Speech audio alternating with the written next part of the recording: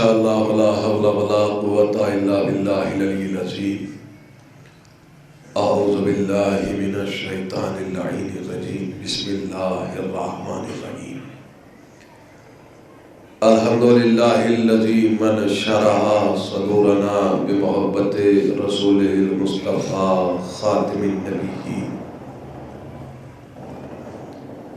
وطہر قلوبنا بولایت ولیہ صالح المؤمنین سادات الخلق الاجمعین ونجوم سماء المعارف والیقین والصلاة والسلام وتحیت والاکرام مولا و مولا ثقلین محبوب رب المشرقین والمغربین جد الحسن والحسین ابی الزہراء و ابی القاسم محمد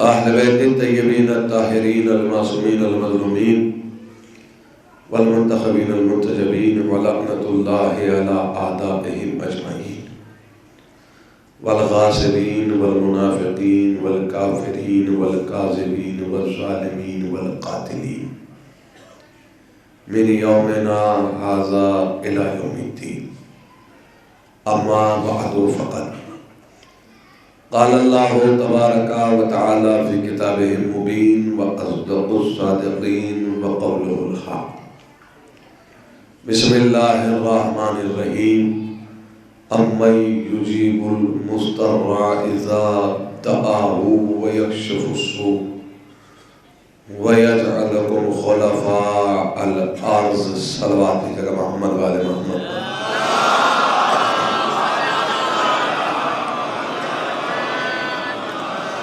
عزیزان محترم بزرگان ملت محبان حیدر کرار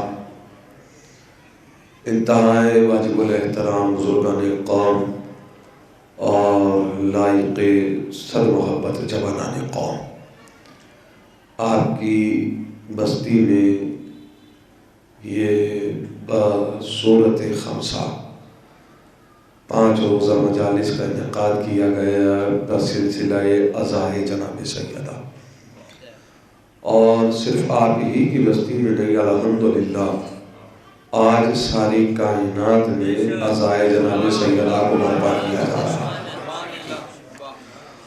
اور یہ ایک تحریک ہے، ایک ایسی تحریک کہ جو مدینے سے نکل کر مدینے کے دربار تک جاتی ہے، شاید لفظ پہنچے، مدینے سے چل کر ساری دنیا میں آتی ہے اور ساری دنیا سے گھوم کے مدینے کے چوروں تک جاتی ہے۔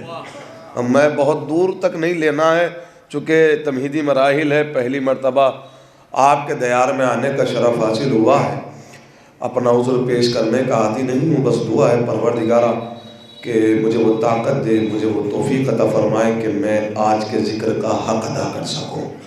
تو محسوس کیجئے گا آج ساری دنیا میں جو ہے وہ عزائے جناب سیدہ کو برپا کیا جا رہا ہے، اور علماء بزرگ نے ایک تحریک چلائی تھی کہ جس تحریک میں کامیابی اور کامرانی حاصل ہو رہی ہے، اس لیے کہ آپ چونکہ سوشل میڈیا کا زمانہ ہے اور ساری دنیا میں نیٹ ورکنگ جو ہے وہ پھیلی ہوئی ہے، ایک چھوٹی سی بستی میں بیٹھ کر چند لوگوں کے درمیان بھی اگر کوئی بات کہی جائے تو آج ساری دنیا تک پہنچتی ہے۔ تو آج جو تحریک علماء بزرگ نے چلائی تھی اس میں کامیابی جو کامرانی حاصل ہوئی ہے، اور وہ کامیابی اور کامرانی کیا ہے؟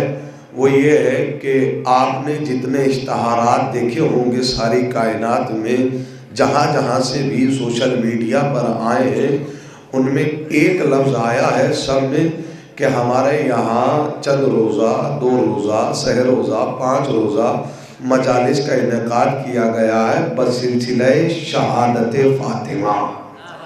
کاش کہ یہ لفظ پہنچ جائے، میرے ساتھ ہو جائیں۔ بس یہی وہ تحریک ہے جس میں کامیابی حاصل ہو رہی ہے۔ ابھی قدیمی زمانے میں اگر آپ چلے جائیں 40 سال 30 سال بزرگ یہاں بیٹھے ہیں، جب کبھی نیوز پیپروں میں کوئی آرٹیکل بی بی کے لیے آتا تھا تو اس پہ لکھا ہوا آتا تھا وفات فاطمہ۔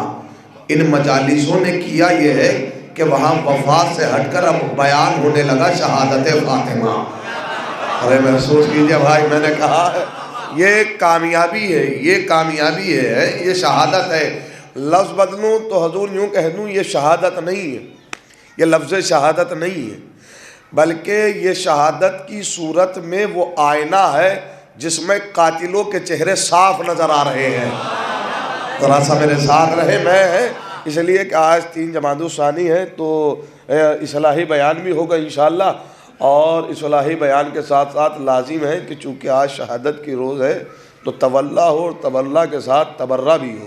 اور تبرے کا مطلب یہ نہیں کہ جو جی میں آئے وہ بک دیا جائے، آپ کا فرش اعضاء پر آ کر بیٹھ جانا ہی تبرہ ہے۔ ارے پتہ نہیں آپ کا دہنا ہمارا ہے کہ نہیں ہے نا؟ آپ کا یہاں چلے آنا ہی بس تبرہ ہے، اس لیے کہ زمانے والوں کو بتا رہے ہیں آپ کہ ہم آج بھی اس صف میں کھڑے ہیں جس صف میں فاطمہ ہے، تو محسوس کر رہے ہیں۔ اور رہی بات اتحاد کی، تو اس سے بڑا اتحاد کیا ہوگا کہ عثمان پور میں عزائے فاطمہ ہو رہی ہے۔ ارے سلوات بھیجے محمد والے محمد پر، ایک اور سلوات بھیجے گا محمد والے محمد پر۔ حضور اب یہ حسن اخلاق ہے، یہ کردار ہے، اس لیے کہ حق زہرا کا سلسلہ ہے، تو حضور یہ آج ساری کائنات میں بیان کیا جا رہا ہے، شہادت ہے۔ بزرگوں کی نگاہیں تاریخ کے اوراق پہ ہیں، نہ جانے کتنے علماء، خطباء و ذاکرین کو سنا ہوا ہے، ان کو کہ جن کو سن کر آج ہم یہاں اس لائق ہوئے، وہ سب ان کی تقاریر بزرگوں کے اذہان عالیہ میں پیوست ہے، محفوظ ہے، ان کے سینوں میں، ان کے قلوب میں درک ہے، ایک ایک لفظ ان کے سینوں میں موتیوں کی طرح رکھا ہوا ہے۔ میرا خطاب تو جوانوں سے ہے، اگر میں ان کے ذہنوں تک اپنے لفظ پہنچا سکا تو سمجھوں گا کہ میرے آنے کا مقصد کامیاب ہوا۔ حضور یہ جو لفظ شہادت لکھا جا رہا ہے یہ کامیابی ہے، یہ کامرانی ہے، محسوس کیجئے گا، اس لیے کہ یوں تو شہادت اگر میں منزلت بیان کروں تو یوں کہوں کہ حضور دنیا کے سب سے عظیم ترین منصب کا نام شہادت ہے، ذرا سا محسوس کیجئے گا۔ اور اگر کوئی دلیل کے لیے کہے تو اس کی وضاحت اس جملے میں صرف کر کے کہوں کہ شہادت اس منصب کا نام ہے کہ جس منصب کی تمنا رسالت و امامت رکھتی ہو، اسے شہادت کہا جاتا ہے۔ تو حضور پورا اسرار ہے، اس کے بڑے راز ہیں۔ شہادت کام کیا کرتی ہے؟ شہادت کام یہ کرتی ہے کہ تحریک انسانیت میں انقلاب لاتی ہے، حق کو وجود بخشتی ہے، حق کا بول بالا کرتی ہے، ظلم کے خلاف قیام کرنے کی طاقت بخشتی ہے۔ بہت سارے کام ہیں شہادت کے، میں کہاں تک گنواؤں گا، لیکن 2 کام میں جوانوں کے لیے ڈیفینیشن کے طور پہ بتا کے جا رہا ہوں کہ شہادت کے سب سے بڑے 2 کام یہ ہیں۔ پہلا کام، شہادت یہ کرتی ہے کہ کبھی شہید کو مرنے نہیں دیتی۔ میرے ساتھ رہے ہیں بھائی، شہادت کے 2 بڑے کام ہیں۔ اب یہ جملہ آپ نے سنبھالا ہے، لیکن اب جو میں دوسرا کام بتانے جا رہا ہوں بس حفاظت کر لیے گا، بہت دبے ہوئے لفظوں میں کہہ کے گزر جاؤں گا۔ حضور شہادت کا پہلا بڑا کام تو یہ ہے سرکار کہ شہادت کبھی شہید کو مرنے نہیں دیتی۔ دوسرا بڑا کام شہادت کا یہ ہے کہ شہادت کبھی قاتل کو چھپنے نہیں دیتی۔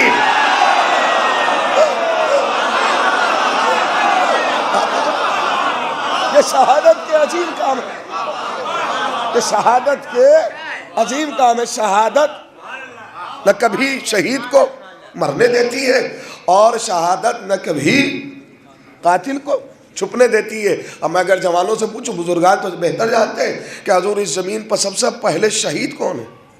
شہید اول، سب سے پہلے قتل کس کا ہوا اس زمین پر؟ جناب حابیل کا۔ سب سے پہلے شہید کون ہے؟ جناب حابیل۔ اور قاتل کون ہے؟ یہ جو آپ بتا رہے ہیں یہ کتنے ہفتے پرانی بات ہے؟ دیکھیں ذرا سی نزاکت کو سمجھیے، جملے کی لطافت محسوس کیجئے۔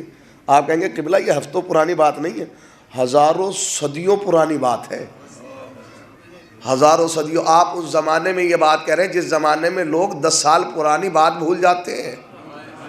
اور ہزاروں صدیوں پرانا قاتل بھی یاد ہے، شہید بھی یاد ہے۔ اس کا مطلب یہ ہے کہ شہادت نے نہ شہید کو مرنے دیا ہے نہ قاتل کو چھپنے دیا۔ محسوس کرنا، یہ شہادت کی طاقت ہے، یہ شہادت ہے۔ شہادت نہ شہید کو مرنے دیتی ہے اور نہ کبھی چھپنے دیتی ہے۔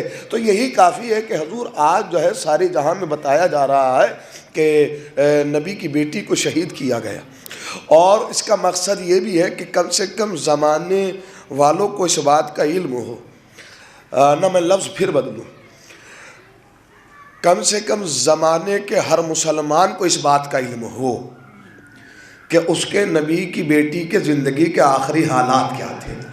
یہ تو ضروری ہے نا، اسے پتہ ہونا چاہیے، اسے تحقیق کرنی چاہیے۔ اب جب بھی وہ انسان، وہ کسی بھی کونے میں ہو، کسی بھی مسلک میں ہو، ہے نا، محسوس کیجئے گا، جب بھی وہ پڑھے گا کہ نبی کی بیٹی کو شہید کیا گیا، اگر شعور رکھتا ہے تو تحقیق کرے گا، اگر شہید ہوئی ہے تو قاتل کون ہے۔ ارے بھائی نام لینے کی ضرورت نہیں ہے، بس میں نے کہا نا یہ لفظ شہادت ہی سب کچھ ہے۔ بہرحال آج ساری دنیا میں یہ ذکر کیا جا رہا ہے تاکہ جو ہے زمانے والوں کو پتہ لگ سکے کہ ہم کس کا ذکر منا رہے ہیں، اور یہ تمہید کے مراحل سے تھے جنہیں مجھے گزرنا تھا۔ لیکن محسوس کریں جس آیہ کریمہ کی تلاوت کا شرف حاصل ہوا، اس آیہ کریمہ کی برکت، رحمت، منزلت، اور میں یہ سمجھتا ہوں کہ یہاں جتنے افراد بیٹھے ہیں یہ آیہ کریمہ غالباً سبھی کو یاد ہے، اس کے لیے کہ اس کی تلاوت کرتے رہتے ہیں۔ اس آیہ کریمہ کی برکت، رحمت، منزلت یہ ہے کہ اگر مریض کے لیے پڑھی جائے تو شفا یابی نصیب ہو، تنگ دستی کے لیے پڑھی جائے تو تنگ دستی سے انسان جو ہے نجات پاتا ہے، مفلسی کے لیے پڑھی جائے تو مفلسی سے نجات حاصل ہوتی ہے۔ ارشاد خداوندی کریم ہے، بسم اللہ الرحمن الرحیم، امن یجیب المضطر اذا دعاہ ویکشف السوء۔ ذرا جوانوں آپ کی خصوصی توجہ چاہتا ہوں، کون ہے اس کائنات میں، اس عالمین میں، اس سنسار میں، اس دنیا میں، اس ورلڈ میں جو مضطر کی، بے بس کی، لاچار کی، مظلوم کی آواز کو سنتا ہے؟ وَإِذَا دَعَاهُ وَيَكْشِفُ السُّوءَ، جب وہ مضطر انسان، بے بس انسان، لاچار انسان، مظلوم انسان آواز دیتا ہے، بلاتا ہے، تو بس وہی اللہ ہے جو ان کی آواز کو سنتا ہے۔ وَيَجْعَلَكُمْ خُلَفَاءَ الْأَرْضِ، اور یاد رکھو وہی اللہ ہے جو آپ کو زمین کا خلیفہ مقرر کرتا ہے۔ یہ آیت کا جو ہے دو پہلو ہیں حضور، آیت ایک ہے، پہلو دو ہیں، آیت ایک ہے، موضوع دو ہیں، یا یہ کہا جائے کہ خلاق کائنات مسلمانوں کو ایک آئینے میں دو چہرے دکھا رہا ہے۔ ذرا سا محسوس کیجئے گا، اگر میں پہنچا سکا لفظوں کو، خدا میرے لفظوں کو وہ تاثیر دے کے جوانوں کے ذہنوں تک پہنچا سکوں۔ آیت دو پہلو پر گفتگو کر رہی ہے۔ آیت کا پہلا پہلو جو ہے وہ مستریت، لاچاریت، مظلومیت کے متعلق ہے، یعنی آیت کے پہلے فقرے میں، پہلے پہلو میں مظلوموں کا ذکر ہے، اور آیت کے دوسرے فقرے میں خلافت کا ذکر ہے۔ یعنی ایک ہی آیت میں اللہ نے مظلوموں کا اور خلافت کا ذکر کر کر مسلمانوں کو یہ بتایا ہے کہ کائنات میں مظلوم تو خلیفہ بن سکتا ہے پر ظالم خلیفہ نہیں بنے گا۔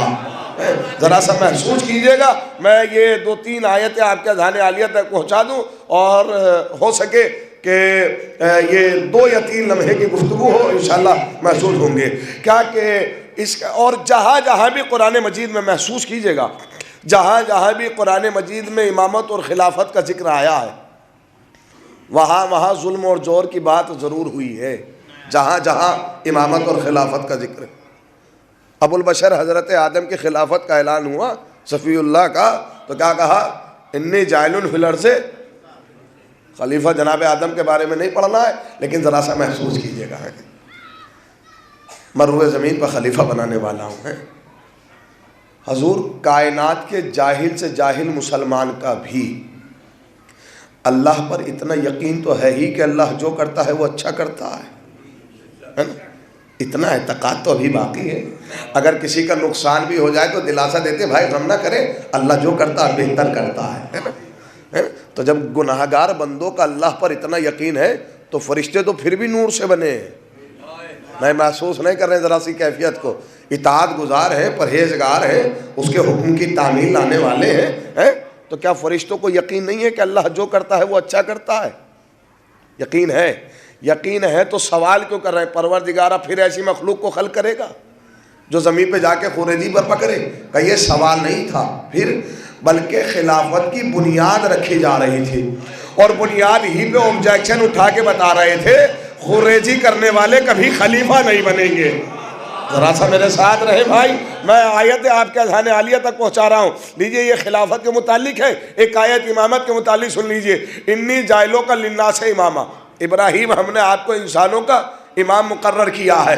تو آواز آئی نا پروردگارہ یہ عہدہ میری ذریت میں رکھنا، تو آواز کیا آئی؟ لا ینالو عہدی، ابراہیم اس عہدے پہ ظالمین نہیں آئیں گے.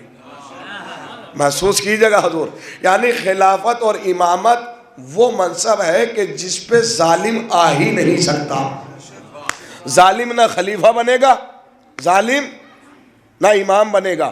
توجہ، ظالم نہ کبھی خلیفہ ہو سکتا ہے، ظالم نہ کبھی امام ہو سکتا ہے.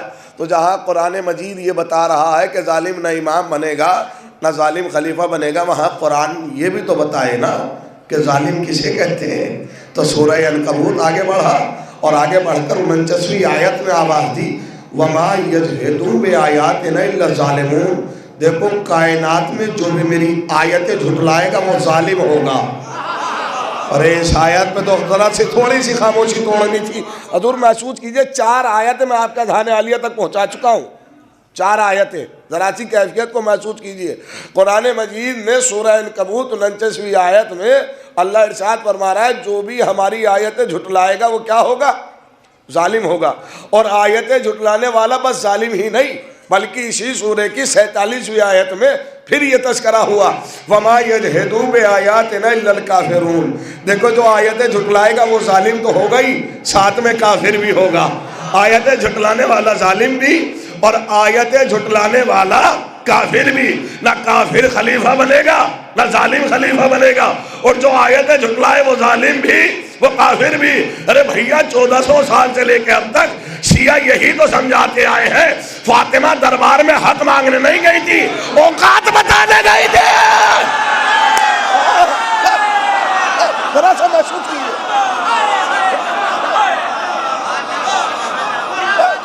جھوٹوں کے چہرہ سے نقاب اتارنے گئی تھی. تحفظ ولایت میں بی بی نے قیام کیا ہے. جو آیتیں جھٹلائے وہ ظالم ہے، جو آیتیں جھٹلائے وہ کافر ہے. اور دیکھیے آیتیں جھٹلانے والوں کا انجام بہت برا ہوتا ہے. اور اگر ہم کہیں کہ قبلہ یہ تو بڑی قریب کی میں بات کہہ دوں گا، ابھی آپ نے ایک تازہ ترین انجام دیکھا ہوگا. ایک تازہ ترین انسان نے قرآن کی کچھ آیتوں کا انکار کیا تھا، ابھی اس کا انجام. اور الحمدللہ شکر خدا اس بات پہ کیجئے کہ ہم نے اپنی ہی زندگی میں انجام دیکھ لیا. ارے میرے ساتھ رہے بھائی، نہ ادھر کا رہا نہ ادھر کا رہا، اپنی ہی زندگی میں دیکھ لیا. ورنہ کفے افسوس کہیں نہ کہیں دل میں یہ رہتا، یہ چبھن رہتی کہ ہماری آنکھوں کے سامنے آیتیں جھٹلائی گئی اور انجام کیا رہا. لیکن کم سے کم اللہ نے بڑی دیر نہیں کی ہے، بہت دیر نہیں لگائی ہے. انہی آنکھوں نے دیکھا ہے اس کا انجام جس نے قرآن جھٹلایا تھا. توجہ کیجئے گا. اور مکمل چند آیتیں وہ لے کر آئے تھے حضور، یہ نہیں. بہرحال بی بی آیتیں سناتی رہی بھرے ہوئے دربار میں. اچھا یہ بات یہاں تک آئی ہے تو کہے بنا نہیں گزروں گا. حضور آیتیں جھٹلانے والا، دیکھیے قیام جناب سیدہ پر بہت گفتگو ہوئی ہے اور مقاصد بھی بیان ہوئے اور حقیقت بھی بیان ہوئی ہے کہ حقیقت قیام فاطمہ کیا ہے، مقصد قیام فاطمہ کیا ہے. ذرا سا محسوس کیجئے گا. اگر قیام کو سمجھنا ہے، قیام جناب سیدہ کو سمجھنا ہے تو پہلے قیام رسالت کو سمجھیے. ذرا سا محسوس کیجئے گا حضور. اور قیام امامت کو سمجھیے. جس شریعت میں ہم ہیں اس شریعت میں 3 قیام ہیں. ذرا سا محسوس ہو کر، ذرا سا کیفیت میں تاریخ آپ کے ذہن تک پہنچاؤں گا. 3 قیام ہیں. ایک قیام رسالت ہے، ایک قیام امامت ہے، ایک قیام عصمت ہے. 3 قیام ہے نا، 3 قیام ہے. نبی نے ہجرت کے بعد پہلی جنگ لڑی ہے جسے بدر کہا جاتا ہے، اور 10 سال جو ہے نبی باحیات رہے. سن 11 ہجری کی ابتدا میں اس دنیا سے نبی جو ہے وہ رخصت ہو گئے. یعنی ان 10 سالوں میں نبی نے 84 جنگیں لڑی ہیں. میں جنگ تو نہیں پڑھوں گا، اور لیکن میں بس قیام بتانا چاہتا ہوں. یہ جنگ نہیں ہے، قیام رسالت ہے. ذرا سا محسوس کیجئے گا کیفیت کو. یہ جنگ نہیں ہے، قیام ہے. جنگ نہیں پڑھنا ہے، اور جنگ اس لیے بھی نہیں پڑھنا ہے اس لیے کہ بڑی شدت سے تنقید کی جا رہی ہے کہ جنگیں نہیں پڑھنا چاہیے. اور آج کل تو بھی ایک فقرہ بڑا تازہ ترین میرے سامنے سے گزرا ہے، میں نے ابھی اس کو سوشل میڈیا پہ دیکھا ہے کہ حضور آپ جو ہے یہ خیبر کیوں سن رہے ہیں، کیا مطلب ہے، کیا اچھا لفظ دیکھیے تھیم بدلی کیسے جا رہی ہے. ذرا سا محسوس کیجئے گا. میں یہ نہیں کہہ رہا ہوں کہ تنقید ہونی چاہیے، تنقید نہیں. تبلیغ اگر بنام تبلیغ ہو تو دلوں میں اترتی ہے. ذرا سا محسوس کیجئے. اور اگر تبلیغ بنام تنقید ہو تو اس سے ذہن منتشر ہوتے ہیں. ذرا سا آئیڈیالوجی دیکھیے آپ. ارے حضور آپ کا خیبر سے کیا تعلق ہے، آپ خیبر کیوں سن رہے ہیں، کیوں خیبر پڑھوا رہے ہیں، کیا آپ کو کسی کا دروازہ اکھاڑنا ہے؟ یہ لفظ ہے، آپ کہیں تو میں دکھا دوں گا ابھی اتر کر. ارے یار محسوس تو کیجیے. کوئی ان سے ذرا سا پوچھے کیا خیبر دروازہ اکھاڑنے کے لیے ہوئی تھی یا اسلام بچانے کے لیے ہوئی تھی؟ ارے ذرا سا محسوس کیجیے. میں یہ نہیں کہہ رہا ہوں جنگ پڑھیے، پر مقصد تو بیان صحیح کیجیے کہ ان کے مقاصد کیا تھے. نبی نے 84 جنگیں لڑی ہیں. دامن رسالت میں کتنی؟ 84. 10 سالوں میں 84 جنگیں. سن امامت کا دور آیا. سن 36 ہجری میں یہ مولائے کائنات نے دور اقتدار کو سنبھالا، حکومت کو سنبھالا، اور 40 ہجری تک باحیات رہے. 5 سال مولائے کائنات کی حکومت رہی. 5 سالوں میں 3 بڑی جنگیں لڑی ہے نا. ذرا سا کیفیت محسوس کیجیے گا. 84 جنگیں کس نے لڑی ہیں؟ رسالت مآب نے، جن میں مولائے کائنات بھی شریک ہے، لیکن قیام ہے رسالت کا. ذرا سا قیام سمجھ لیجیے گا، میں ایک منزل تک لے کر آؤں گا. یہ جو نبی نے جنگیں لڑی ہیں یہ کس سے لڑی ہیں؟ کافروں سے، مشرکوں سے، یہودیوں سے، عیسائیوں سے. یہی تو ہے نا. بس مشرک ہیں، کافر ہیں، یہودی ہیں، عیسائی ہیں، یہودی ہیں، ہے نا. بس یہی تو ہے نا، انہی سے تو لڑی ہے. کوئی جنگ ایسی تو نہیں رسالت مآب کی جس میں مد مقابل مسلمان ہو. کوئی جنگ تو نہیں ہے نا، نہیں ہے نا. یعنی رسالت مآب کی جنگ تھی یہودیوں سے، عیسائیوں سے، مشرکوں سے، کافروں سے. رسالت اس دنیا سے گئی، امامت کا سلسلہ چلا. مولائے کائنات نے 3 بڑی جنگیں لڑی. 5 سال میں 3 جنگیں. پہلی جمل، دوسری صفین، تیسری نہروان. ان تینوں جنگوں میں یہودی تھے. ارے بہت سناٹے میں ہے آپ. میں کہنا کیا چاہ رہا ہوں بھائی، آپ ذرا سا قیام کی اس کو سمجھیے. ذرا سا قیام سمجھیے. قیام رسالت کیا ہے اور قیام امامت کیا ہے، پھر آپ کو سمجھ میں آئے گا قیام عصمت کیا ہے نا. ان میں یہودی تھے، عیسائی تھے. کون تھے حضور؟ وہ تھے جنہوں نے اسلام کا لباس اوڑھا تھا. ارے ذرا سا میرے ساتھ رہے. جمل میں بھی، صفین میں بھی، ہے نا، اور نہروان میں بھی. وہ جنہوں نے اسلام کا چولا اوڑھا تھا، وہ جنہوں نے اسلام. اچھا میں یہاں تک آیا ہوں تو ایک لفظ کہتا چلوں. پوری دنیا میں 2 ارب مسلمان ہیں. کاؤنٹٹی میں اس وقت ہم سب سے زیادہ ہیں اگر مذہب کی بات کی جائے. اور جب اتنے زیادہ ہیں تو غالباً ترقی یافتہ دنیا میں ہر ترقی یافتہ محکمے پہ کم سے کم ہمارے لوگ ہونے چاہیے تھے، چونکہ ہم زیادہ ہیں. میڈیکل کالج ہمارے ہونے چاہیے تھے، ڈینس ہمارے ہونے چاہیے تھے، سائنسداں ہمارے زیادہ ہونے چاہیے تھے، یونیورسٹیز ہماری زیادہ ہونی چاہیے تھی. میں اس وقت کی بات کر رہا ہوں، بزرگوں کی بات نہیں کر رہا ہوں. الحمدللہ بزرگوں نے جتنا کیا ہے ابھی ہم اتنا کر نہیں پائے ہیں. ذرا سا تاریخ کے اگر بزرگوں کی تاریخ پہ جائیں تو وہ الگ مسئلہ ہے. میں موجودہ وقت کی بات کر رہا ہوں. ہونا تو یہ چاہیے تھا کہ ہم ترقی یافتہ دنیا کے ساتھ چل کر بہت اونچائیوں تک جاتے. اس کے برعکس ہوا، بدنام ہونے لگے. آتنکوادی کا تمغہ ہم اپنے آتنکوادی کا تمغہ گلوں میں لٹکانے لگے. کرتا اچھا سب سے مظلوم لباس بیچارہ کرتا پاجامہ ہو گیا. اس نے کسی کا کیا بگاڑا ہے؟ ایئرپورٹ پر اگر یہ کرتا پاجامہ چلا جائے تو سب سے پہلے چیک ان اسی کی ہوتی ہے نا. جو گزرے ہیں ایئرپورٹ سے وہ ذرا سا محسوس کریں گے. اچھا میں اس میں لباس کا کیا قصور ہے، لیکن میں ایک جملہ کہوں گا. وجہ کیا ہے؟ وجہ کیا ہے کہ اتنی ترقی یافتہ دور میں بھی ہم اتنے دور ہو گئے؟ ہے وجہ یہ ہے کہ مسلمان اسلام کو اپنے چہرے تک لایا، اپنے کردار میں نہ ڈھال سکا. شاید اللہ پہنچ جاتا، میرے ساتھ ہو جاتے آپ. بس چھوٹی سی وضاحت کی، امیر کائنات نے 3 بڑی جنگیں لڑی، جمل، صفین، نہروان۔ سامنے کون ہے؟ وہ جنہوں نے اسلام کا لباس پہنا ہے، مسلمان اسلام کا۔ رسالت مآب نے جتنی جنگیں لڑیں وہ یہودیوں سے، عیسائیوں سے، مشرکوں سے، کافروں سے۔ امام امیر کائنات نے جتنی جنگیں لڑی، امامت نے جو قیام کیا، وہ جمل میں مسلمان سامنے، نہروان میں مسلمان سامنے، صفین میں مسلمان۔ امام حسن نے صلح کی تو سامنے یہودی تھے، مسلمان۔ امام حسین نے قیام کیا یہودی کے خلاف، ذرا سا اس کے خلاف جو زمانے میں یہ کہتا پھر رہا ہے خلیفۃ المسلمین، ذرا سا محسوس کیجئے گا بھائی۔ اب میں جملہ کہہ رہا ہوں، آپ سارے اماموں کے چیپٹر اٹھائیے، سب کے قیام ان کے خلاف ہے، سارے اماموں کے جنہوں نے اسلام کا لباس اوڑھا ہے، سارے اماموں کے قیام۔ حضور کتنی جنگیں رسالت مآب میں ذرا سا محسوس کیجئے گا، 84 جنگیں رسالت مآب کی، دور اقتدار امیر کائنات میں 3 جنگیں، مولا کائنات کی اور بھی جنگیں ہیں، 4 جنگوں میں امام حسن بھی شامل ہے، ایک صلح بھی ہے، ایک قیام امام حسین نے کیا ہے۔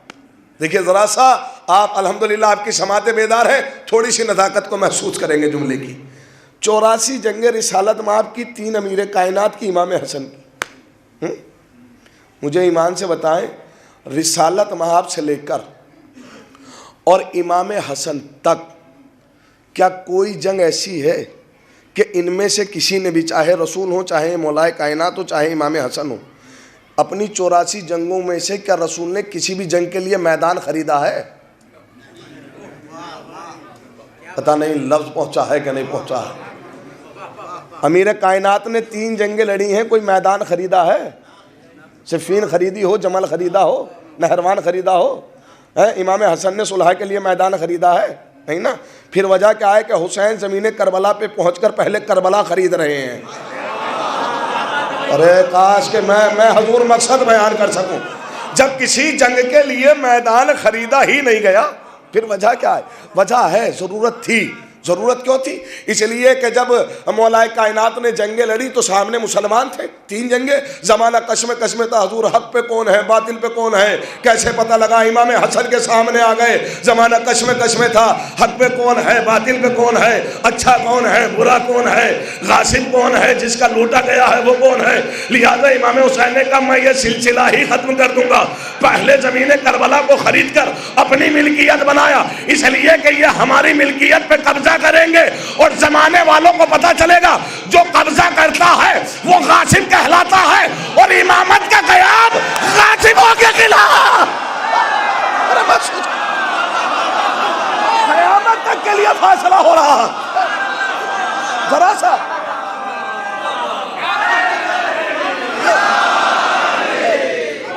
سا قبضہ ہو رہا ہے، اور کہے کہ قبضہ نہیں، اپنے لاشیں دفنائیے، قبضہ نہیں تو کیا تھا؟ لہذا فیصلہ ہوا تو 2 قیام حضور یہ ہے، ایک رسالت کا، ایک امامت کا۔ اب بس ایک فقرہ اور محسوس کیجئے گا۔ رسول 84 جنگیں، میں پھر اس کو پڑھ رہا ہوں، کچھ جنگوں میں رسول شامل ہوئے، کچھ جنگوں میں رسول شامل نہیں ہوئے، صرف لشکر گیا۔ ذرا سی کیفیت کو محسوس کیجئے گا۔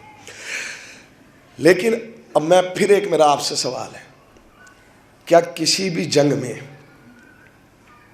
یہ بدر ہے، احد ہے، بڑی جنگیں ہیں، کہاں تک گنواؤں، خندق ہے، خیبر ہے، تبوک ہے، حنین ہے، یہ اتنی ساری جنگیں ہیں، ذرا سا محسوس کیجئے گا، کیا کسی بھی جنگ میں رسول مدد کے لیے کسی خاتون کو لے کر گئے؟ ذرا سا بس تھوڑی سی نزاکت کو سمجھیے گا حضور۔ علمدار کی ضرورت تھی، کبھی چچا حمزہ کو امیر بنا کر بھیجا، کبھی بھائی جعفر طیار کو امیر بنا کر بھیجا، علمبردار بنا کر بھیجا، کبھی مولا کائنات کو بنا کر بھیجا، ہے نا؟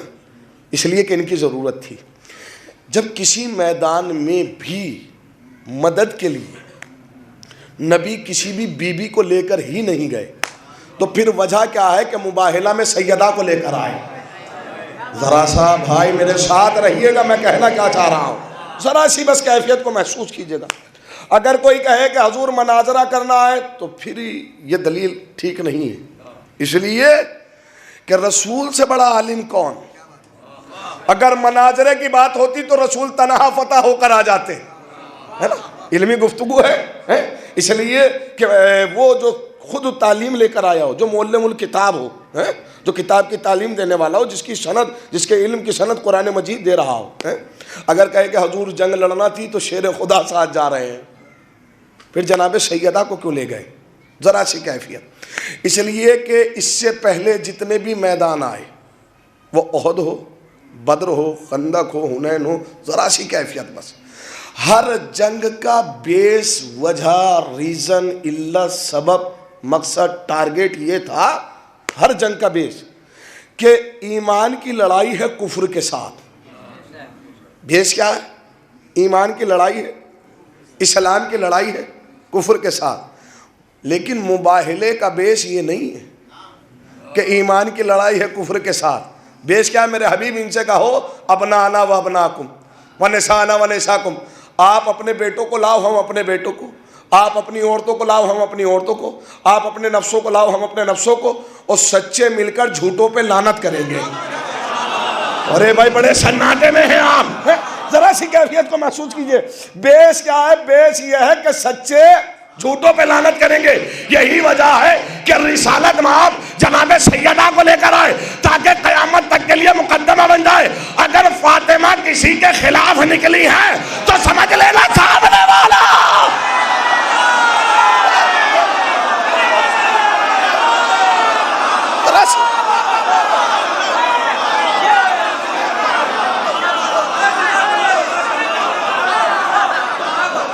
مقدمہ بنایا ہے رسالت نے۔ اگر فاطمہ قیام کرے تو سمجھ لینا جھوٹوں کے خلاف۔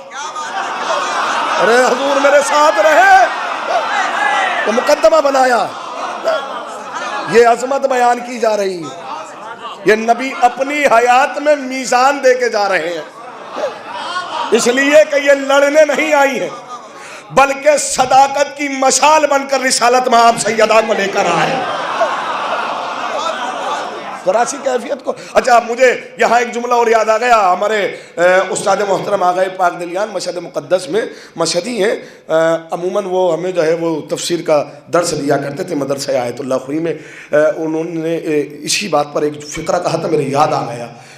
اللہ جو ہے ان کے درجات بلند فرمائے اس وقت، اور اللہ جو ہے ان کو غریق رحمت کرے، اور میری عبادتوں کا جتنا بھی ثواب ہے اللہ ان کے درجات عالیہ میں اضافت کا سبب قرار فرمائے۔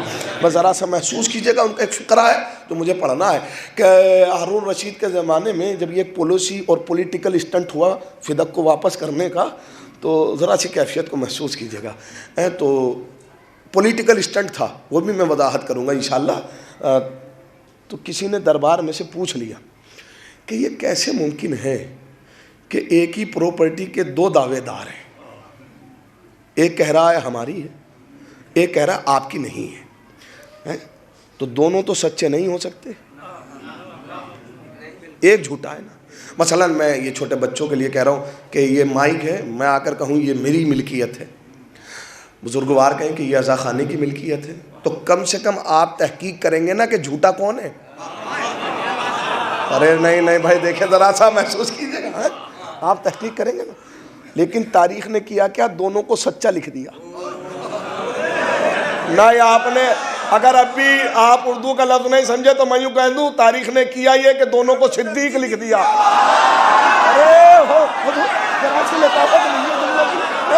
ذرا سا محسوس کیجئے نا، دونوں میں سے ایک تو جھوٹا ہے نا، ایک تو جھوٹا ہے۔ اس نے کہا بات تو صحیح ہے، دونوں تو سچے نہیں ہو سکتے، ایک کو صدیقہ کہہ رہے ہیں، ایک کو صدیق کہہ رہے ہیں، کہ یہ مسئلہ کون حل کرے؟ تو ہارون رشید نے کہا ایک ہی شخص ہے جو یہ بڑا ایزیلی حل کر سکتا ہے۔ کہ کون؟ کہ جاؤ بہلول کو بلاؤ۔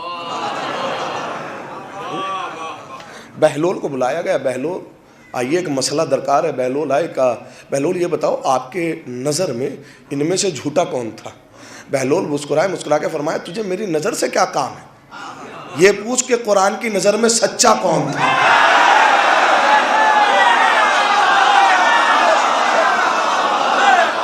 تجھے میرے نظریے سے کیا کام ہے، یہ پوچھنا کہ قرآن کی نظر میں سچا کون تھا۔ کیا قرآن نے صداقت کی گواہی دی ہے؟ بہلول نے کہا کیا تم قرآن کو صرف آنکھوں سے پڑھتے ہو، عقل سے نہیں پڑھتے تو بہلول نے اسی آیت کی تلاوت کی، ابنانا و ابناکم و نسانا و نساکم و انفسنا و انفسکم، سچے مل کے جھوٹوں پہ لعنت کریں گے۔ بھرے ہوئے دربار میں بہلول نے کہا وہ جسے نبی لے گئے تھے وہ سچا تھا، جسے چھوڑ گئے تھے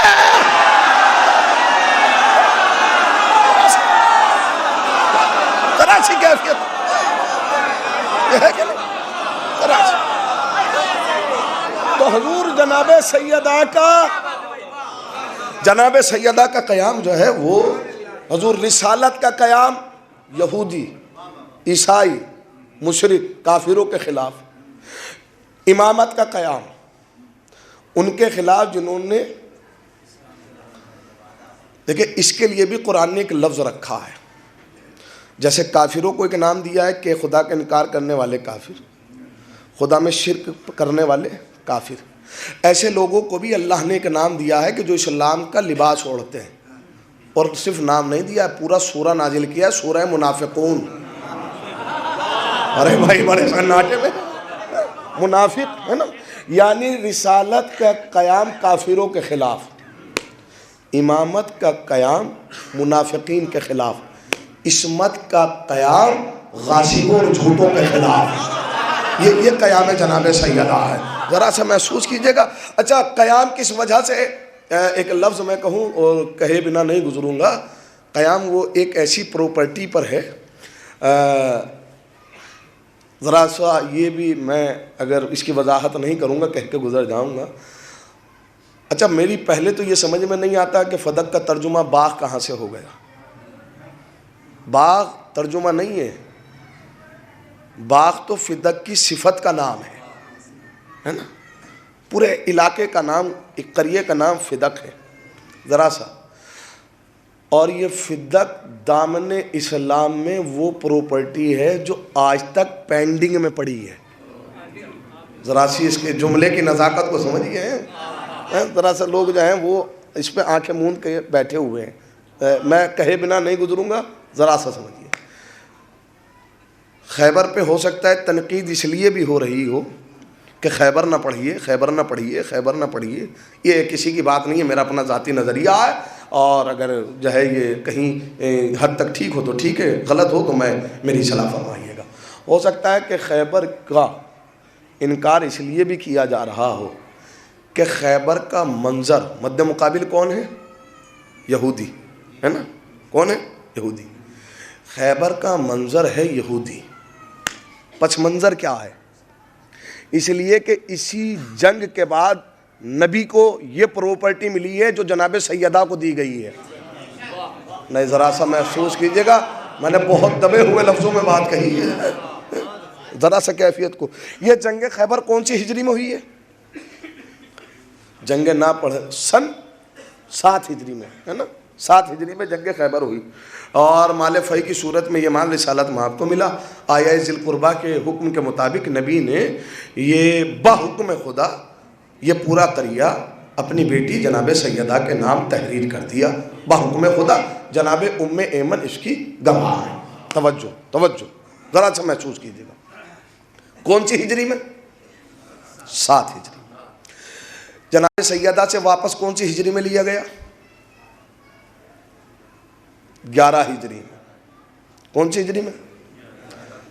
یہ اب میں جوانوں کے لیے، جوانوں اس وقت کی تھوڑی سی آپ فدق کی اہمیت کو سمجھیے، اہمیت کیا ہے، پہلے فدق کی قیمت سمجھیے پھر اہمیت سمجھ میں آئے گی ذرا سا، کہ کیوں یہ اتنا بڑا جو ہے وہ تاریخ میں گھوٹالہ ہوا ہے، اور بڑے گھوٹالوں کے کبھی پردے نہیں ہٹائے جاتے، انہیں چھپانے کی کوشش کی جاتی ہے نا۔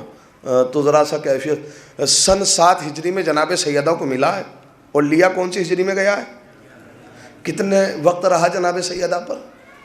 4 سال یا غالباً 3.5 سال ہے نا۔ فدق کی انکم سن لیجیے آپ۔ آیت اللہ ابراہیم بروجردی نے تفسیر جامع میں اس کی پوری تفسیر، آیت ذی القربہ کی پوری تفسیر کرتے ہوئے فدق کی ایئرلی انکم لکھی ہے، 1,20,000 درہم سالانہ۔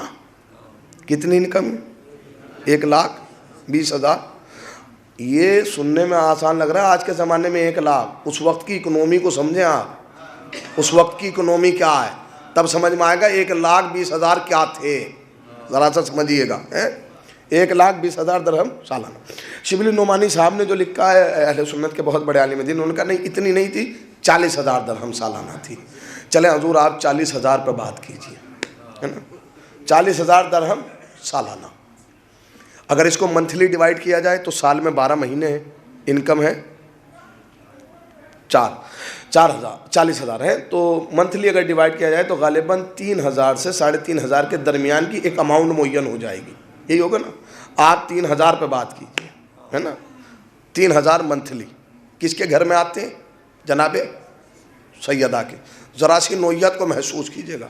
اور میں جملہ کہوں گا اور کہے بنا نہیں گزروں گا. اب یہ تو ہے انکم اس وقت کی. اب اس وقت کی اکنومی سمجھ لیجئے. اس وقت کی اکنومی یہ ہے کہ 2 سے 5 درہم میں پورے دن کا گزارا ہو جاتا ہے. ذرا سا کیفیت کو محسوس کیجئے گا بھائی. 2 سے 5 درہم میں پورے دن کا گزارا ہو جاتا ہے.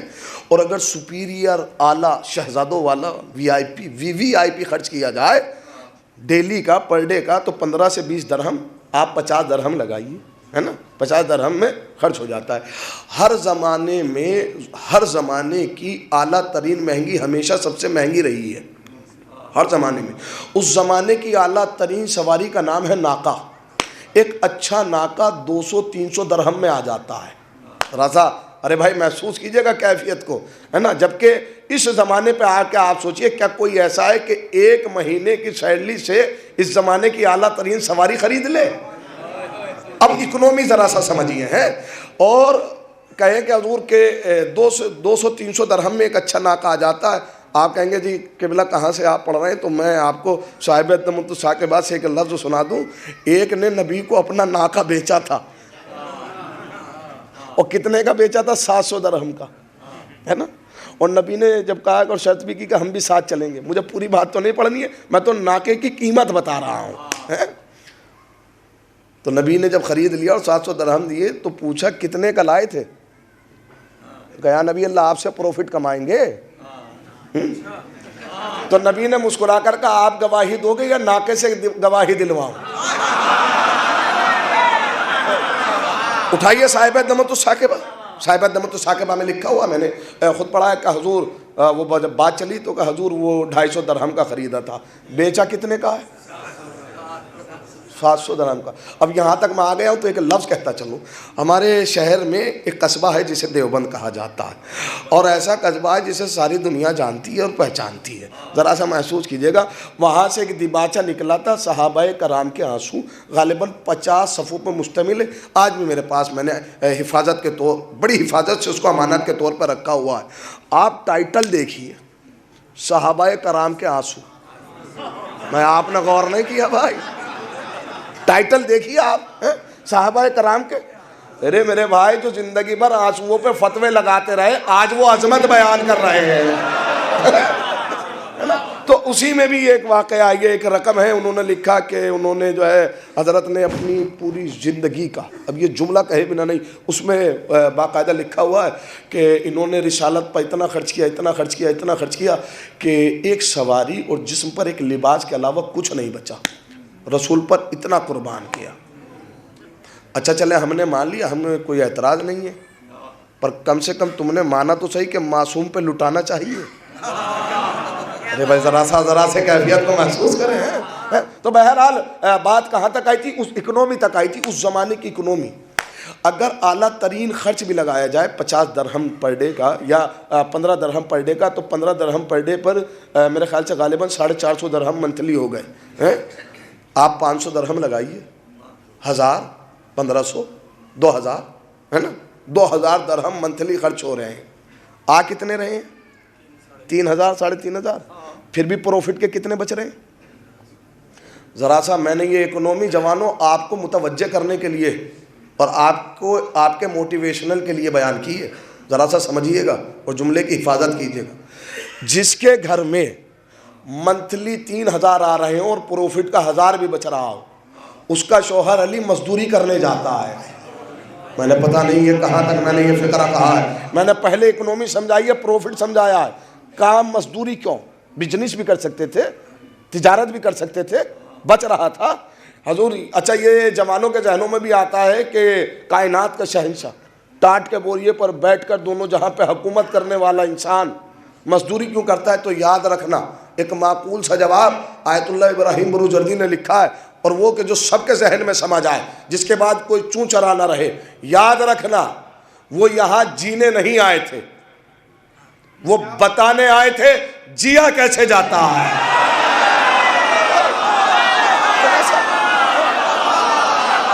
یہ تبصرے نہیں ہونے چاہیے. وہ یہاں جینے نہیں آئے ہیں، وہ بتانے آئے ہیں کہ جیا کیسے جاتا ہے. جس کے گھر میں پروفٹ کا آ رہا تھا، منتھلی انکم اتنی ہو رہی ہو، ان کے شوہر کیا کرنے جاتے ہیں؟ مزدوری. مزدوری کیا ہے؟ آب پاشی، کنویں کھودنا، باغات کو پانی دینا. حضور تو کیا جناب سیدہ اس انکم میں امیر کائنات کو شریک نہیں کرتی تھی؟ تو اب یہاں سے فقرہ سنیجئے. میں دو حوالے دے کے جا رہا ہوں، ایک کتاب فاطمۃ الزہرا اور ایک یہ جو میں حوالہ دے چکا. انہوں نے لکھا کہ نہیں، مسئلہ شراکت کا نہیں ہے. مسئلہ یہ ہے کہ فدق سے جتنی بھی انکم آتی تھی وہ ساری انکم جناب سیدہ وظیفے کی صورت میں مدینے کے یتیم اور بیواؤں پر صرف کرتی تھی. ارے دیکھیے بھائی، سخاوت کا عالم دیکھیے خدا کے واسطے. میں جو جملہ کہنے جا رہا ہوں ذرا اس کی حفاظت کیجئے گا. کس کو دیتی تھی؟ مدینے کے بیوہ، مدینے کے یتیم، مدینوں کے مسکین، مدینے کے ضرورت مندوں پر صرف کرتی تھی. اس کا مطلب یہ ہے چھیننے والے نے فدق نہیں چھینا، یہ یتیم کے منہ کا نوالا. ذرا محسوس اس زاویے سے سنیے فدق.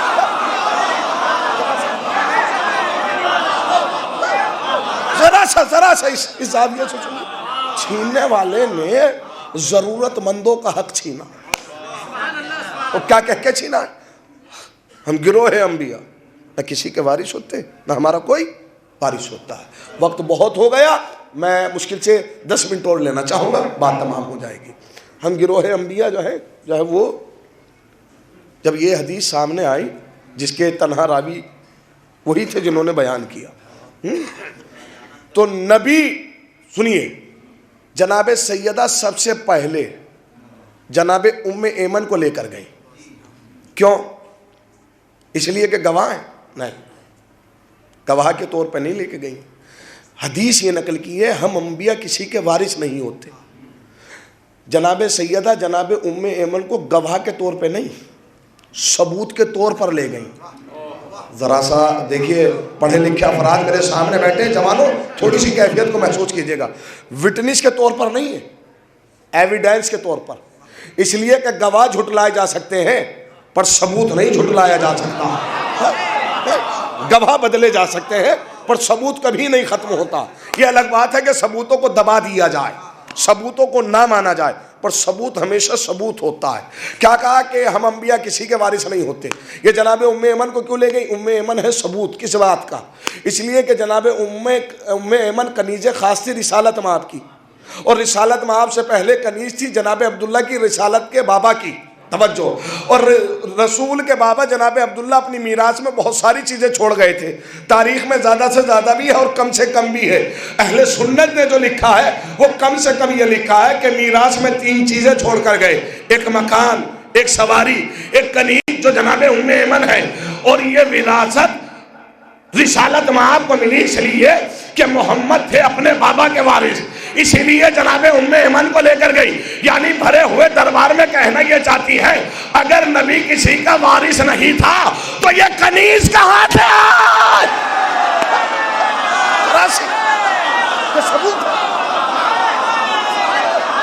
یہ اگر نبی کسی کا وارث نہیں ہے تو پھر یہ تو جیسے ہی حضور یہ بات آئی تو فوراً وہ زاویہ بدلا، بیان بدلا، اسٹیٹمنٹ بدلا. کہ یہ آپ کا حق ہی نہیں، یہ تو بیت المال ہے. توجہ. اب چونکہ بیت المال آیا تو جو ثبوت تھی وہ گواہ بن گئی. ذرا سا کیفیت محسوس کیجیے گا. جیسے ہی زاویہ بدلا تو جو ثبوت تھی وہ گواہ بن گئی. اور بھرے ہوئے دربار میں کہا کیا کوئی یہاں ایسا موجود ہے جس نے رسالت مآب سے میرے متعلق یہ سنا ہو کہ ام ایمن میں ضمانت لیتا ہوں کہ آپ جنت میں جائیں گی. تو وہاں بہت ساروں نے کہا کہ ہاں ہم نے نبی سے یہ سنا ہے. تو ام ایمن نے کہا اس کا مطلب یہ میں جو کہوں گی وہ سچ ہوگا. کہا سچ ہوگا. کہا میں گواہی دیتی ہوں میں نے اپنی انہی آنکھوں سے دیکھا تھا کہ محمد نے یہ حق اپنی بیٹی کے نام. اور ایسا محسوس کیجیے گا.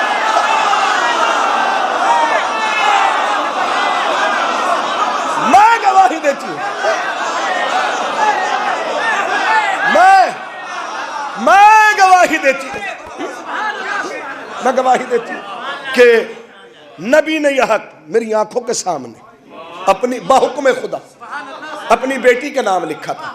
اب حضور چونکہ ام ایمن جو ہے وہ ضمانت لے چکی ہیں بھرے ہوئے دربار سے, تو جھٹلایا تو نہیں جا سکتا ہے, لیکن شریعت کا سہارا لیا اور کہا کہ اسلام میں ایک عورت کی گواہی قبول نہیں, کم سے کم 2.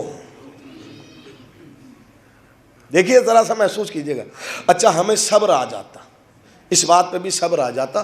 ہمیں تو بے چینی جب ہوئی جب ایک عورت کی گواہی پہ جمل تیار ہو گیا. ارے قربان جاؤں میں آپ کی سبا دبا. ذرا سا حضور میں نے ہمیں صبر آ جاتا, ہمیں صبر آ جاتا. ہمیں تو بے چینی جب ہوئی جب ایک عورت کی گواہی پر جو ہے وہ جمل تیار ہو گیا. تو کیا کہا حضور ایک عورت کی گواہی نہیں. اس کے بعد امیر کائنات کو گواہ کے طور پر لایا گیا. امیر کائنات نے فرمایا ذرا سا حضور گواہی سے پہلے میں ایک چیپٹر اور پڑھ دوں, پتہ نہیں پھر کب مجھے موقع ملے گا, آیا ہوں تو پڑھ کے جاؤں گا. ذرا سا محسوس کیجئے گا. کہہ کے کیا چھینا ہے؟ بیت المال. اب یہ بزرگ جانتے ہیں, میں جوانوں کے لیے وضاحت کروں. بیت المال اسلام کا وہ مال ہے کہ جس پہ مسلمان کا حق ہوتا ہے. نہیں یہ بھی صحیح شرح نہیں ہے, وضاحت نہیں ہے. ہر مسلمان کا حق نہیں ہوتا بیت المال پر, صرف ضرورت مند مسلمان کا حق. ذرا سا کیفیت ہو. ارب پتی کروڑ پتی مسلمان کا حق بیت المال پہ نہیں ہے, ضرورت مند. اور ضرورت مند وہ جسے اسلام قرآن رسول ضرورت مند بتا کر گئے. یتیم, غریب, مسکین, فقراء, بیوہ, ضرورت مند جتنے بھی جیسی کنڈیشن میں ہو ان کا حق ہوتا ہے بیت المال پر. تو حضور بیت المال کہہ کے لیا, کس کا سہارا لے کے لیا؟ ذرا سا گفتگو کو بس ایک نوعیت تک اور پہنچانے دیجئے, مجھے اجازت دیجئے. کیا کہہ کے لیا؟ بیت المال. کس کا سہارا لیا؟ بیت المال کا. بیت المال یعنی کس کا مال؟ یتیموں کا, غریبوں کا, مسکینوں کا. یہی ہے نا. اس کا مطلب یہ انہوں نے جو قبضہ کیا ہے وہ یتیموں کا سہارا لے کر. ذرا سی کیفیت کو محسوس کیجئے گا. کس کا چہرہ دکھا کر لوٹا؟ یتیموں کا, بیواؤں کا. حضور یہ پالیسی آج تک ورک کر رہی ہے. نہیں اگر لفظ پہنچا تو میں یوں کہہ دوں, اگر یتیموں کا چہرہ دکھا کر کوئی اپنا بینک بیلنس جمع کرتا رہے تو سمجھ لینا ان کی نسل والا ہے. میں نے لفظ کہا تھا یہ آپ کے ذہنوں کی ذمہ داری ہے. یہ پالیسی تو بہت پرانی ہے حضور, بڑی پرانی پالیسی ہے. لیکن سوال یہ ہے کہ بیت المال کہہ کے لیا. کیا کہہ کے لیا؟ بیت ضرورت مندوں کا. یہ کسی کی پراپرٹی نہیں, اسلام کی پراپرٹی ہے. ذرا سا محسوس کیجئے گا, حکومت کی پراپرٹی ہے نا. اس سے جو ہے نعوذ باللہ نعوذ باللہ نعوذ باللہ, یہ جو میں کہہ رہا ہوں نا حکومت کی پراپرٹی, بیت المال کو کہہ رہا ہوں. نعوذ باللہ اگر ایک لمحے کے لیے, نعوذ باللہ اگر ایک لمحے کے لیے یہ مان بھی لیا جائے استغفر اللہ کہ یہ حق جو ہے وہ جناب سیدہ کا نہیں تھا, نعوذ باللہ بیت المال تھا, مان لیا کہ یہ بیت المال تھا, تو سن 40 ہجری میں فقیر شام کے ذریعے اس فدق کا بینامہ 3 لوگوں کے نام ہوا. عمرو ابن سوم کے نام, مروان کے نام اور یزید کے نام. چھینا کیا کہہ کر گیا؟ بیت المال. بینامے کس کے؟ اپنے رشتہ داروں کے. ارے بھائی بڑے سناٹے میں ہیں آپ, زمین سے جڑے ہوئے لوگ ہیں, ذرا کیفیت کو محسوس کیجئے. اگر یہ یتیموں کا تھا تو اپنے رشتہ دار کا بینامہ کیا؟ ذرا سا کیفیت. اور پھر ابھی اس تاریخ کو اور آگے آئیے, تاریخ پڑھیے بہت تیزی کے ساتھ. 68 ہجری بعد روایت میں جو ہے وہ 66 ہجری 64 ہجری میں اس کو لوٹانے کی عبدالعزیز کے ذریعے جو تاریخ ملی, پھر وہ جو ہے 84 اور ہارون رشید کے زمانے میں پھر ایک جو ہے پالیسی ہوئی, پھر 100 کچھ ہجری میں لوٹانے کی کوشش کی گئی. یہ آج تک چلا آ رہا ہے اور آج تک یہ پراپرٹی کہاں ہے؟ پینڈنگ میں ہے. اور ہے کہاں؟ فدق ہے کہاں؟ سعودی. کہاں ہے حضور؟ ہم نے مان لیا اس وقت کی بہت بڑی پراپرٹی یا لفظ سنیے، ہم نے یہ تسلیم کیا کہ اس وقت کی بہت بڑی انکم سورس کا نام فدق تھا، پر سعودی کے لیے آج کی بہت بڑی انکم سورس کا نام فدق نہیں ہے. اس کے پاس اپنے تیل کے کنویں ہیں، انکم کے دوسرے ذریعے ہیں، اتنا دولت مند ہے وہ چاہے تو دوسرا ملک اور خرید لے، وہ چاہے تو اب دے سکتا ہے، جب نہیں دیا اب دے دے، ذرا سی کیفیت کو محسوس کرے. اور اگر فری میں نہیں دینا چاہتا تو ہم سے پیسہ لے لے، ارے بھائی بڑے سناٹے میں ہیں، اب دے دے، اب دے دے. نہیں دے گا، نہیں دے گا، لکھ لیجئے، آپ خریدنا بھی چاہو گے نہیں دے گا. وجہ ذرا حفاظت کیجئے گا، اس لیے نہیں دے گا کہ اگر اب دے دیا تو پچھلے سارے جھوٹے ثابت ہو جائیں گے. ارے قربان جاؤں میں آپ کی سباتوں پر. اسے قبضہ رکھنا ہے نا، اسے کھاتے رہنا ہے. اب میں یہاں تک آیا ہوں تو جملہ کہے بنا نہیں گزروں گا. یہ حق چھینا کس کے بیس پر گیا تھا؟ بیت المال کے. اور صدیوں سے اسے کھا کون رہا ہے؟ آل سعود ہے نا. اب سمجھ میں آیا کہ جب بھی حق والے کفر کے خلاف بیان دیتے ہیں، جب بھی حق والے علماء، مجتہدین، رہبر ہیں، جب بھی حق والے موجودہ وقت کے کفر کے خلاف بیان دیتے ہیں تو کیا کبھی تم نے دیکھا ہے کہ سعودیہ نے حق والوں کی حمایت میں بیان دیا ہو؟ بہت سناٹے میں، ذرا حفاظت کیجئے گا بھائی. کیوں؟ اس لیے کہ حرام کھانے والے کبھی حق کی حمایت نہیں کرتے.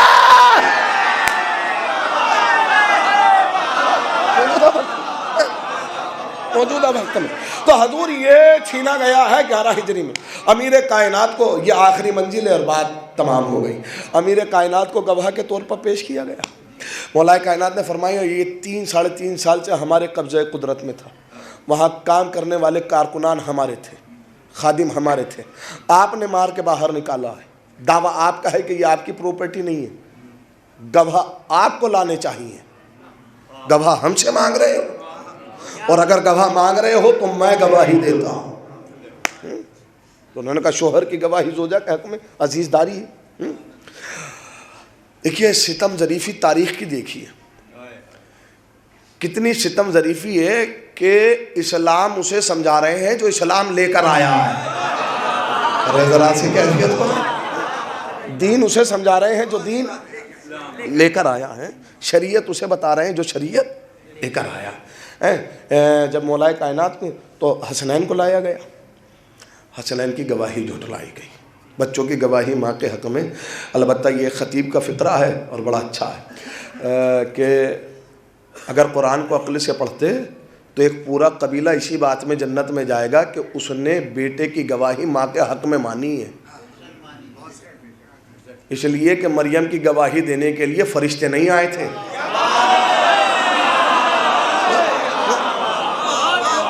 مریم کا بیٹا، اور جنہوں نے اس گواہی کو اس وقت مان لیا تھا وہ جنتی ہے نا.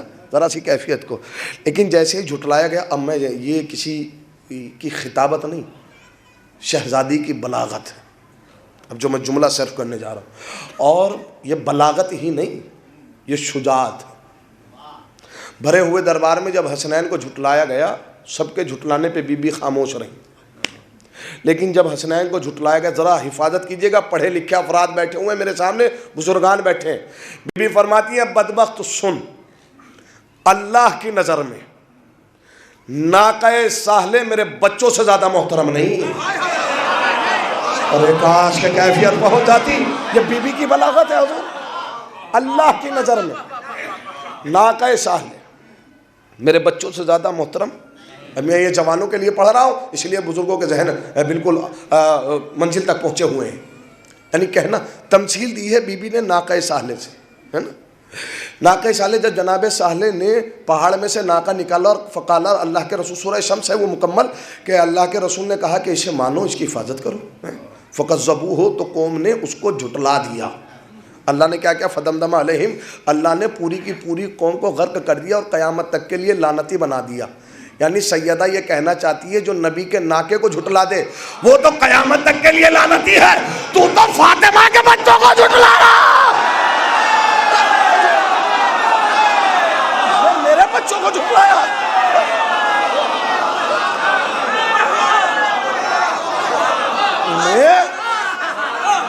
میرے بچوں کو جھٹلایا, میرے بچوں کو جھٹلایا. حضور ذرا یہ بس محسوس کیجئے گا. یہ اس کے بعد اب میں یہاں سے غالباً کتاب کا نام ہے الفاروق یا الخلفاء, بہرحال میں نے یہ فقرہ پڑھا ہے تو میں کہتا چلوں. ایک کتاب ہے کہ جس میں یہ لکھا گیا اہل سنت کے عالم دین کی طرف سے, آخر میں جناب سیدہ اپنے بابا کی تحریر لے کر آئیں. اب اس کی حکمت کو سمجھیے.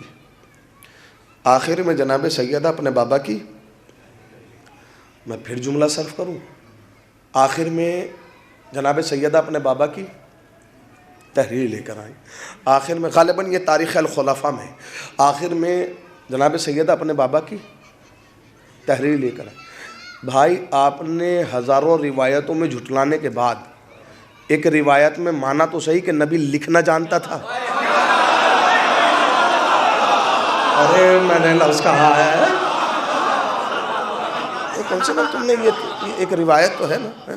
تو حضور, لیکن یہ مصیبت ستم ظریفی دیکھیے کتنی عظمت تھی اس تحریر کی. بی بی کی نگاہوں میں وہ کتنے قریب تھی. بی بی چاہتی تو سب سے پہلے تحریر پیش کرتی, لیکن بالکل سب سے آخر میں پیش کیا. سنیں گے, سب سے آخر میں وہ چیز پیش کی جاتی ہے جس پہ یقین کامل ہو کہ اسے جھٹلایا نہیں جائے گا. ذرا سی کیفیت کو محسوس کیجئے بھائی. نیمن کو پیش کیا گیا, مولا کائنات کو جھٹلایا گیا, حسنین کو جھٹلایا گیا. بی بی نے بڑی امیدوں کے ساتھ اپنے بابا کی تحریر پیش کی. تحریر کو پڑھا گیا, کہا بھی گیا کہ تحریر تو رسالت میں آپ کی ہے, دے بھی دیا جائے. لیکن دوسرے نے فوراً کہا اگر دے دیا تو یہ اتنی بڑی فوج کھڑی کی ہے, اس کے اخراجات کہاں سے پورے ہوں گے. یہی مصیبت کی گھڑی ہے. ملعون نے تحریر کو چاک کیا, اس زمین پر پھینکا ہے. اب فکرہ کہوں عزادارو, یہ نبی کی تحریر چاک نہیں ہوئی, سیدہ کے جگر کے ٹکڑے ہوئے ہیں. ذرا سی کیفیت کو محسوس کیجیے. میرے لفظوں میں کوئی کوتاہی رہی ہو تو مجھے معاف کیجیے گا, عبارت ادھر ادھر ہو گئی ہو تو معاف کیجیے گا, لیکن ذرا سی کیفیت کو محسوس کیجیے. یہ تحریر نہیں تھی, یہ بی بی کا ارمان تھا, یہ بی بی کا جگر تھا.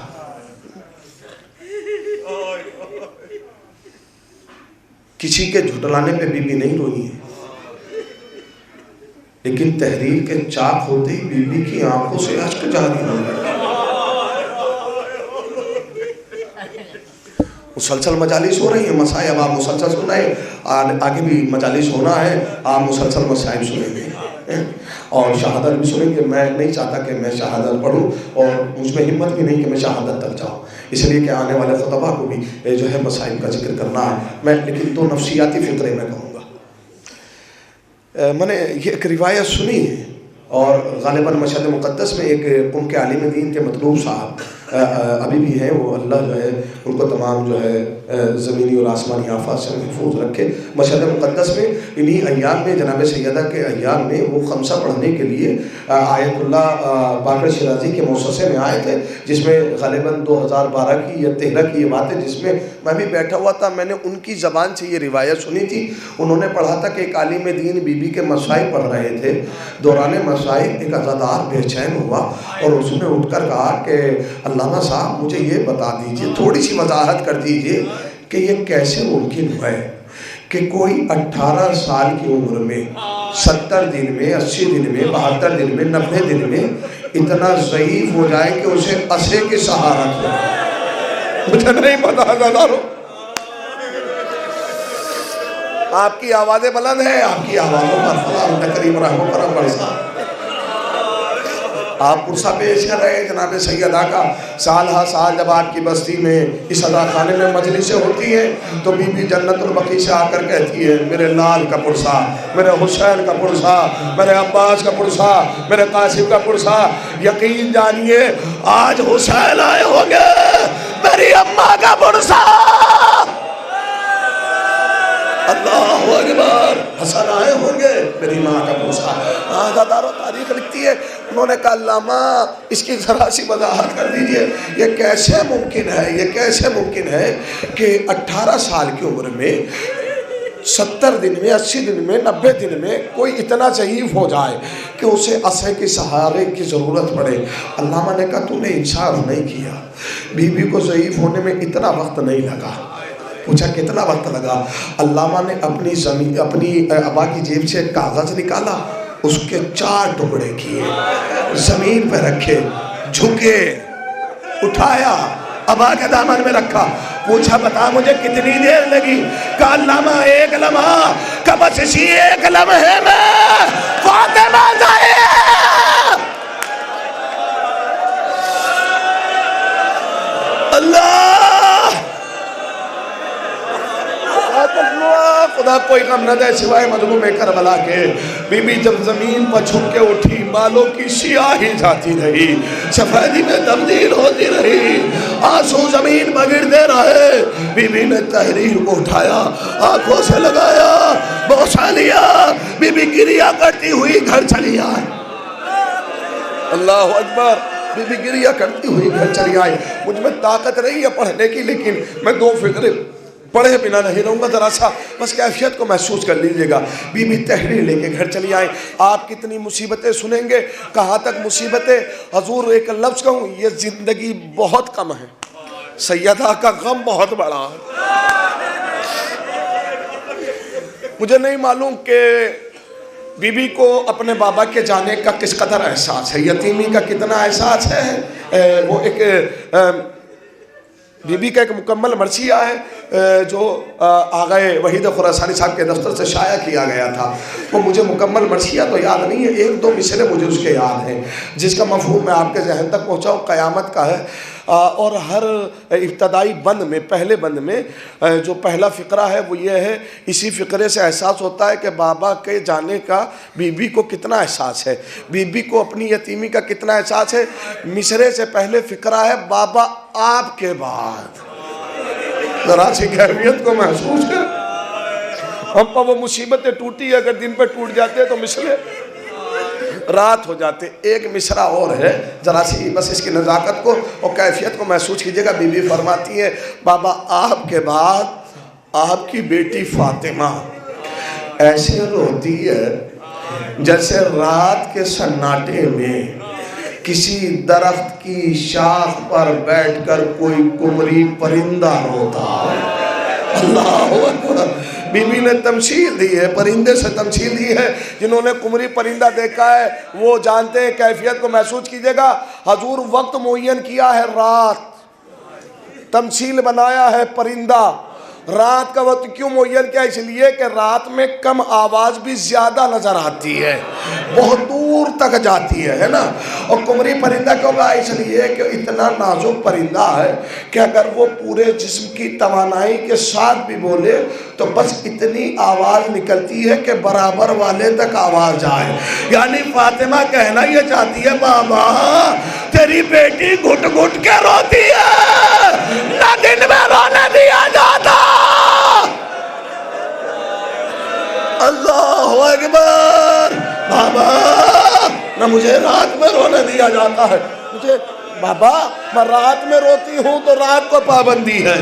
اے فاطمہ یا دن میں رویا کرو یا رات میں رویا کرو. عزادارو یہ تو بی بی کا گریہ ہے. آخری فقرہ سن لیجئے، مجلس تمام ہے. لیجئے حضور صاحب ماج البقا نے، یہ تو بی بی کا گریہ، امیر کائنات کا گریہ. بس قیامت کی منزل ہے حضور، یہ آخری جملہ ہوگا، مجلس تمام ہوگی. میں نے کہا مجھے شہادت نہیں پڑھنا ہے، کل بھی مجالس سے ہونا ہے.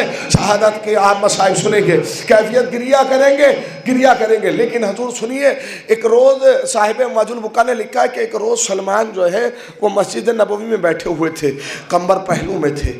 یکایک سلمان تڑپ کر روئے، کمبر متوجہ ہوئے قرآن کی تلاوت کر رہے تھے. کمبر نے فوراً پوچھا سلمان کوئی پریشانی ہے؟ سلمان نے روتے ہوئے کہا کمبر کوئی پریشانی نہیں. کہ کوئی تکلیف؟ کہ کوئی تکلیف نہیں. کہ سلمان پھر اچانک یکایک اتنے تڑپ کے کیوں روئے؟ سلمان نے رو کر فرمایا قمبر مجھے علی کا رونا یاد آ گیا. اللہ اکبر.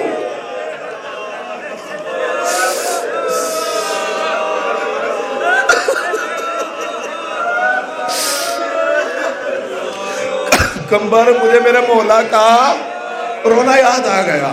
کہا قمبر مجھے میرے مولا کا رونا یاد آ گیا. سلمان کہہ رہے کیسا رونا یاد آ گیا؟ سلمان کہتے ہیں قمبر میں نے اپنے امیر کو چند مقام پہ روتے ہوئے دیکھا. وہ سارے مقام تو نہیں پڑھنے ہیں مجھے، جنازہ رسول پہ روتے ہوئے دیکھا ہے. میں نے جب روتے ہوئے دیکھا ہے جب علی کے گلے میں رسن کا پھندا ڈال کر لے جا رہے تھے اور گھر میں ایک آواز گونجی تھی، فضا میرا محسن مارا گیا. تو امیر کائنات کی آنکھوں میں اشک تھے. لیکن قمبر جیسا میں نے علی کو تغسیل فاطمہ پر روتے ہوئے دیکھا ایسا میں نے کبھی نہیں روتے ہوئے دیکھا. قمبر نے کہا سلمان کیفیت کیا تھی؟ سلمان کہتے ہیں میں گھر کے باہر کھڑا تھا، علی گھر میں غسل دے رہے تھے، یکایک علی نے ایسی چیخ ماری میرا دل کانپ گیا. اللہ اکبر. جب میرا مولا باہر آیا میں نے پوچھا یا علی، میں نے آپ کو ایسے کبھی روتے ہوئے نہیں دیکھا. علی نے تڑپ کر فرمایا سلمان فاطمہ کی پسلیاں ٹوٹی تھی، بازو پہ تازیانے کا نشان. لیکن نبی کی بیٹی نے کبھی کوئی شکوہ کبھی کوئی غم کبھی ظاہر نہ کیا.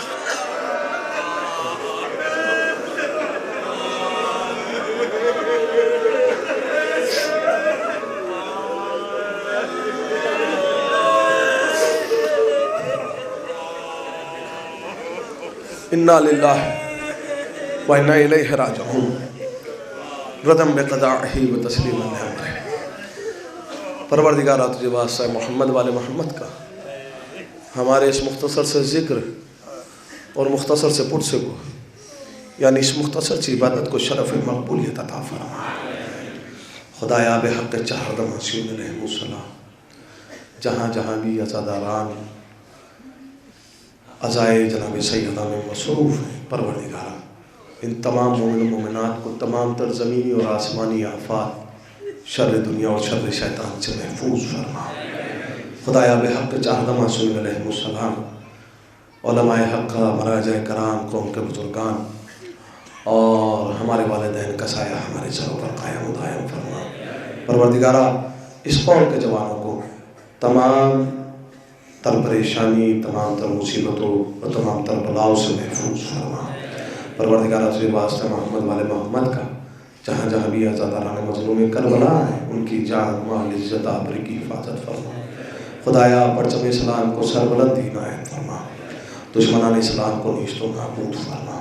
جو بے گھر ہیں ان کو گھر عطا فرما. جو بے روزگار ہیں ان کو روزگار عطا فرما. پروردگارہ جو مومنات بیمار ہیں ان کو شفائے کاملہ و عاجلہ عنایت فرما. خدایا جو مقروض ہیں ان کے قرض کو خزانہ غیب سے عطا فرما. ہمیں زیادہ سے زیادہ عبادات کرنے کی توفیقات عطا فرما. پروردگارہ تجھے واسطہ محمد والے محمد کا ہمارے امام کے ظہور میں تاجیل فرما. ہمیں ان کا معلوم انصار میں شمار فرما. ربنا تقبل منا انکا انت السمیع العلیم. ماتم حسین.